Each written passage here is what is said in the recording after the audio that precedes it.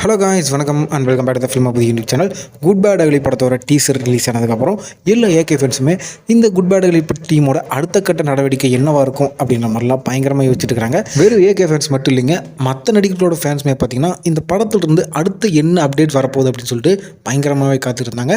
இதுக்கு நம்ம ஜிவி பிரகாஷ் குமார் அவர்கள் பார்த்தீங்கன்னா 2 நாளுக்கு முன்னாடியே ட்விட்டரில் ஒரு பயங்கரமான ட்வீட் ஒன்று போட்டிருந்தாரு. அந்த ட்வீட் செம்ம வைரல் ஆச்சு.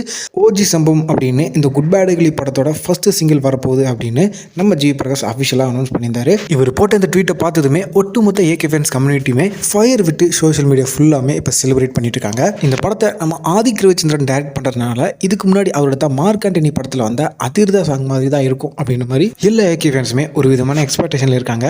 அதாவது தெளிவாக சொல்லணும்னா அதிர்தா சாங்கோட சாயில தான் நம்ம ஏகே ஃபேன்ஸ் எல்லாம் இந்த ஃபர்ஸ்ட் சிங்கிள் எதிர்பார்க்குறாங்க. பட் நம்ம ஜிவி பிரகாஷ் குமார் தரப்புலேருந்து என்ன சொல்கிறாங்க அப்படின்னு பார்த்தீங்கன்னா, இந்த சாங் எந்த சாங்கோட சாயலும் இருக்காது, இது ஒரு வித்தியாசமான குத்து சாங் நம்பராக இருக்கும் அப்படின்ற மாதிரி சொல்கிறாங்க.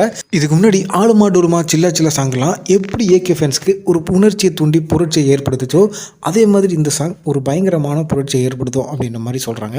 நான் புரட்சின்னு சொன்னது சமுதாய புரட்சி சொல்லலை, வைப்பு புரட்சி இந்த சாங் ஏற்படுத்தும் அப்படின்ற மாதிரி சொல்கிறாங்க. அதுவும் நம்ம ஜிவி மியூசிக்லேயே ஒரு பயங்கரமான ப்ரைம் டைமில் இருந்துட்டு இருக்காரு. இப்போ ஒரு ரீசெண்டாக கம்போஸ் பண்ண சாங்ஸ் எல்லாமே ஒரு பயங்கரமான பிளாக் பஸ்டர் சாங்ஸாக அவருக்கு அமைஞ்சிக்கிட்டு இருக்குது. ஸோ அதனாலேயே இந்த ஓஜி சம்பவத்தை தரமான ஒரு மொரட்டு சம்பவமாக எதிர்பார்க்கலாம். கடைசியாக நம்ம ஜிவி கிரீடம் படத்தில் தான் நம்ம ஏகேவுக்கு மியூசிக் கம்போஸ் பண்ணியிருந்தாரு. இப்போ ரொம்ப வருஷம் கழிச்சு நம்ம ஏகேவோட படத்துக்கு இவர் மியூசிக் போடுறதுனால வித்தியாசமாக இவர் நம்ம ஏகே படத்துக்கு என்ன பண்ண போகிறார் அப்படின்ட்டு ஒரு தனி விதமான எதிர்பார்ப்பும் இருக்குது. யாரெல்லாம் இந்த ஓஜி சம்பவத்துக்கு மொரட்டுத்தனமாக வெயிட் பண்ணுறீங்களோ கமெண்ட்டில் ஃபயர் விட்டுட்டு போங்க. மீண்டும் ஒரு இன்ட்ரெஸ்டிங்கான வீடியோவில் நான் உங்களை சந்திக்கும் வரை stay tuned and stay safe.